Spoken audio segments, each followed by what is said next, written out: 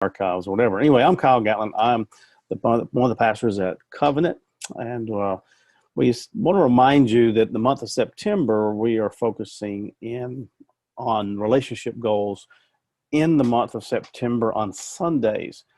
But what I wanted to do on these Wednesday nights in September is sort of supplement what we're doing on Sunday mornings, whereas the sermons will be focused on Sunday mornings about relationships, that hopefully we can glean information not just about our relationships as husband and wife and engaged or serious dating, but some of those things about relationships will actually help in all of our relationships. For instance, I mentioned Sunday that if you want a Christ-centered relationship in the future, live a Christ-centered life now. That's for everybody. So whether you're single or whatever, living a Christ-centered life now will benefit you as an individual, obviously, but down the road in the relationship as well. So hopefully those little things like that, if you're not in a relationship, that you'll pick up and glean in this month of September, no matter who's sharing, no matter who's speaking. So what I want to tell you tonight is that for the purpose of our time together, our short time together, this is specifically going to speak to those who are married, those who are engaged, and those who are dating. So just give you a forewarning that this is really, really going to be sort of pigeonholed into that category for those people.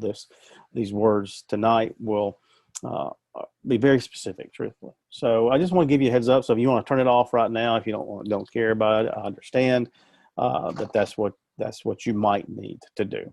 Anyway, I meet with a lot of couples that are getting married. And one of the things that I've noticed is that many of the couples have false expectations of their relationship, of their marriage. Many of them will think everything is going to be perfect. They'll have no major disagreements, things like that. And so when I talk with them and have a conversation about false expectations, the one thing that they know, believe it or not, that marriage needs more than love. Most couples know that there's more to a marriage than just love. As much as I like the Beatles song, John Lennon could not have been more wrong as it pertains to two people trying to make a marriage work. Now, have you ever been one of those people that likes to have a life verse? You notice some athletes and some other people, maybe some musicians or whatever, if they do autographs, some of them may put a life verse, a verse that they want you to be aware of. This is sort of one of their verses that they sort of keep to themselves. They remember. That's sort of their guiding force, I guess, in their daily lives and in their relationships and their relationship with God. So a lot of people have these. They just have that one simple verse that they want to try to remember weekly or even daily that help them focus or remind them of what their purpose in life is. My hunch is that no one has ever signed an autograph and wrote 1 Corinthians 7:28. Just have a hunch. In fact, you go to Dove Christian Supply in Dothan, or you go to the online places where you get Christian gifts and stuff. Maybe you want to get a housewarming gift for somebody and you want to get them a nice picture or plaque. You're not going to find one that says 1 Corinthians 7:28. And you'll probably not hear many preachers at weddings use 1 Corinthians 7:28 in their challenge or in their message to the couple that is about to make a covenant and make a vow to each other for life. Because here's that verse: those who marry will face many troubles in life. Now, we know it's true, but most people don't really want to talk about it or remember 1 Corinthians 7:28.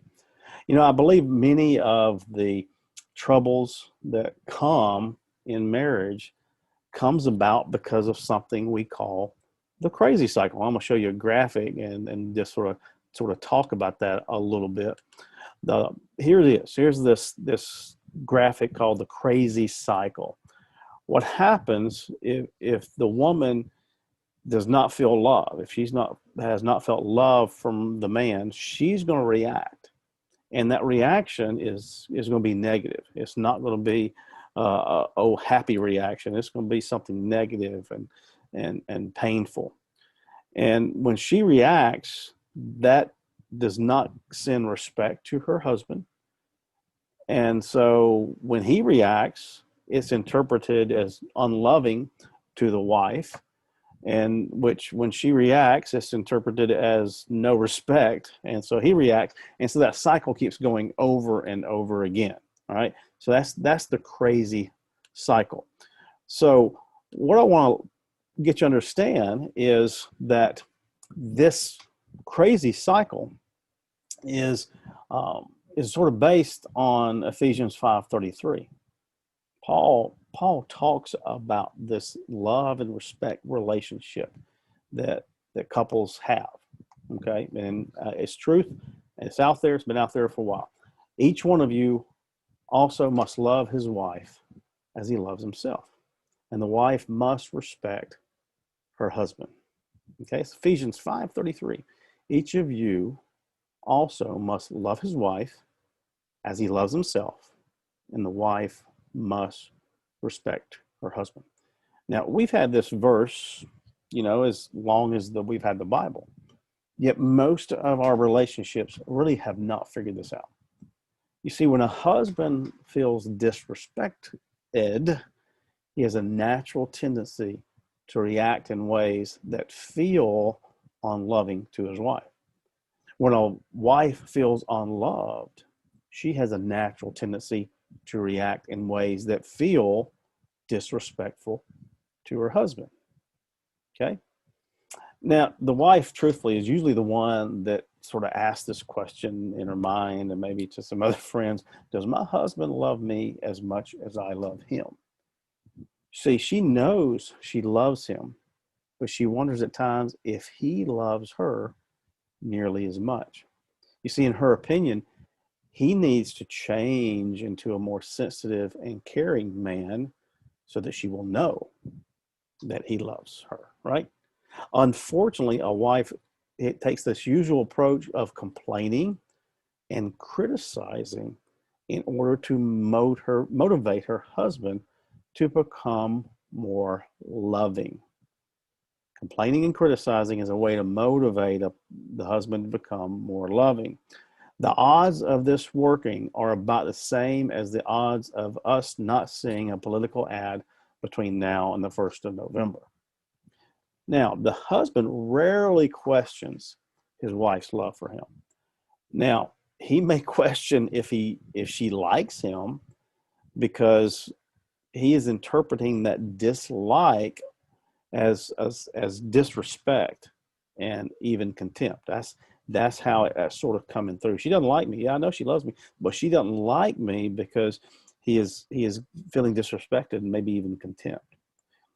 See, he thinks that she has changed from being this admiring, ever-approving woman that she was when they were dating. He thinks something has changed because she doesn't approve of him, and she's letting him know it.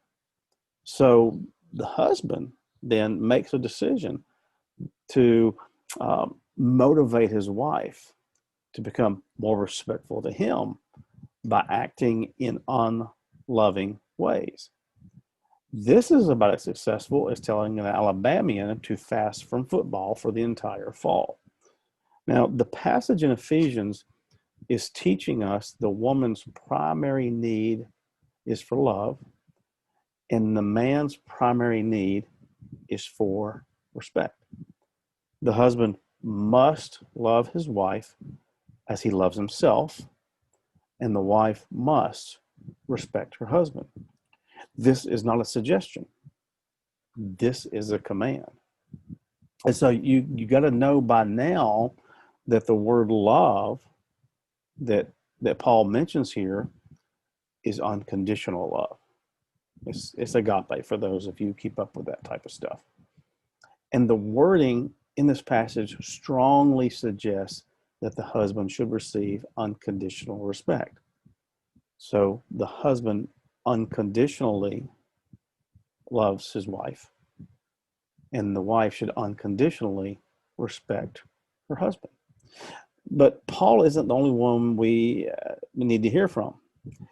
Peter has something to say about this as well, because Peter in 1 Peter chapter 3, he is writing to wives. He is making this comment to the wife. The context of this passage is that the wives were married to guys that were not obeying God's commands. In other words, they may have just said they were a follower of Christ, but they really weren't doing anything. They were just not acting the way, living out a life that would honor God and that would lift up Christ.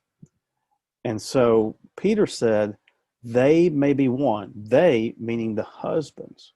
The husbands may be won without a word by the behavior of their wives. As they, meaning the husbands, as the husbands observe your chaste and respectful behavior. So Peter is calling for respectful behavior. Now, this is not about the husband deserving respect. It's about the wife being willing to treat her husband respectfully without conditions. God is ordaining that wives respect their husbands as a method to win the husbands back to Jesus. And as a husband opens their spirit to God, he reopens his spirit to his wife. Now, no husband feels affection toward a wife who appears to have contempt for who he is as a human being. So the key to creating fond feelings of love in a husband toward his wife is through showing him unconditional respect. Now the craziness in our marriages and relationships happens when we keep doing the same things over and over again, and we have the same bad effect. And much of that has to do with the way we communicate. And even if we think we understand what is being communicated, we still miss it, right? So we are different in the way we communicate. We are different in the way that we hear what is being said. For instance, she says, I have nothing to wear. What she means is she has nothing new. Now, when he says, I have nothing to wear, he means he got nothing clean. Everything's dirty. So we just see things differently.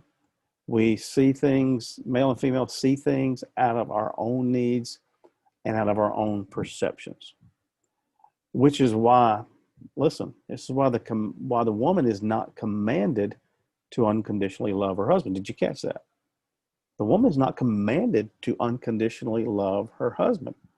What's this about? It's the same thing with communication. Whereas the woman is different, the way she communicates, understands things, the man is different. It goes back to this differentness. The Lord God created a woman to love. Her whole approach to nurture, her sensitivity, her love, and her compassion, that's part of her very nature. In other words, God designed woman to love. So he's not going to command her to unconditionally love her husband because he created her to do that in the first place. And God's not about being redundant, right? Now, in all deference to the Queen of Soul, Otis Redding came out with Respect before RSEPECT, all right?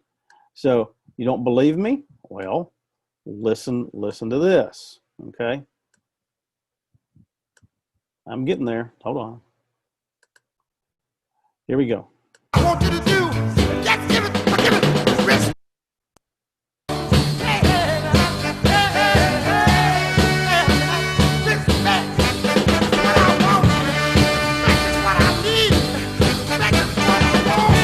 Yeah, so respect. Otis Redding had it. Otis said, respect is what I want. Respect is what I need. That's what That's what Otis was saying here. All right.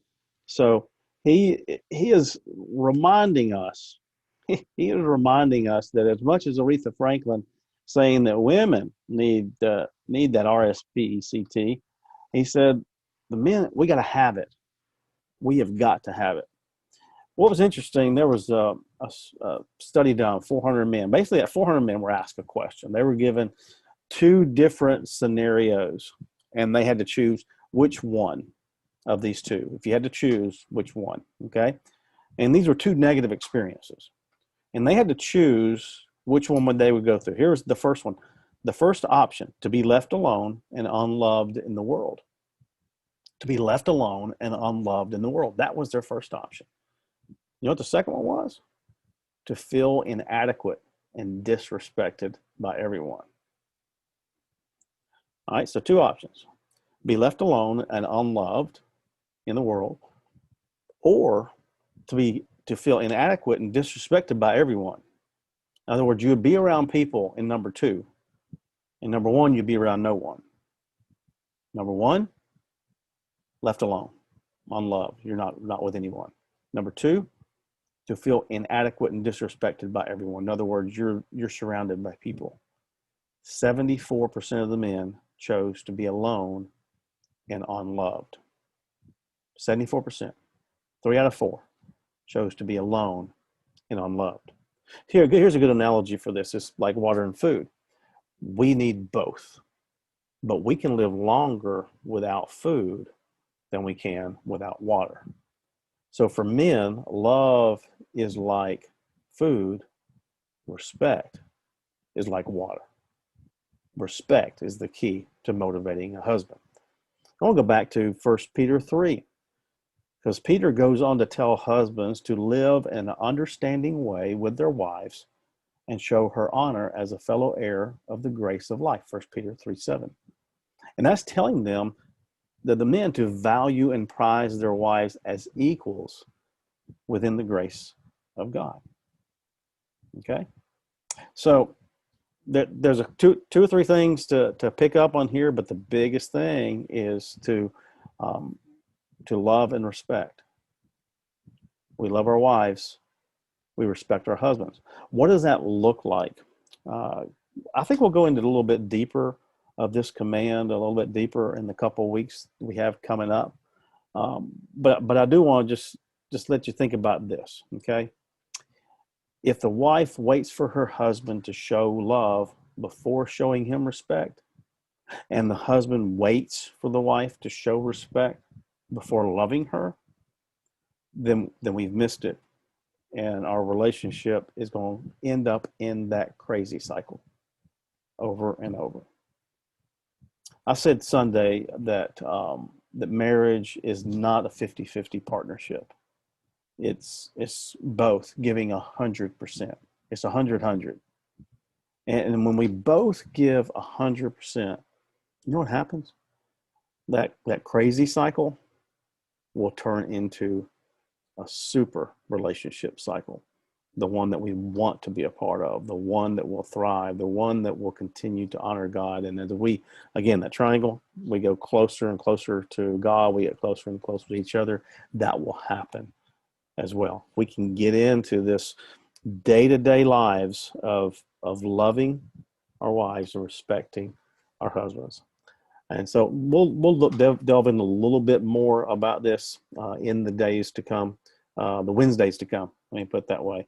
I hope you will continue to check out Relationship Goals on Sunday. We'll have in-person worship again, 8:15, 9:45, 11 in Dothan on our campus. We'll have all those services live streaming at the same time.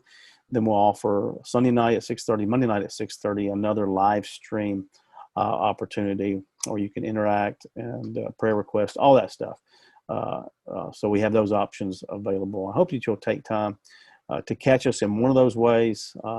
Would love to see you in person, but I got some buddies now that are still getting sick, and more buddies that are still at risk right now. So we understand that if you need to stay home, but continue to engage us in whatever way you can, either on the platforms like this, like you're watching tonight, or if you can stop in at one of our in-person gatherings Sunday, know that we're taking all precautions. We are distancing, we're cleaning, we're sanitizing, we're doing everything that we can to lower the risk. Can't get rid of all the risk, we know that, but lower the risk of spreading anything at the time you're on campus here, should you choose to do that.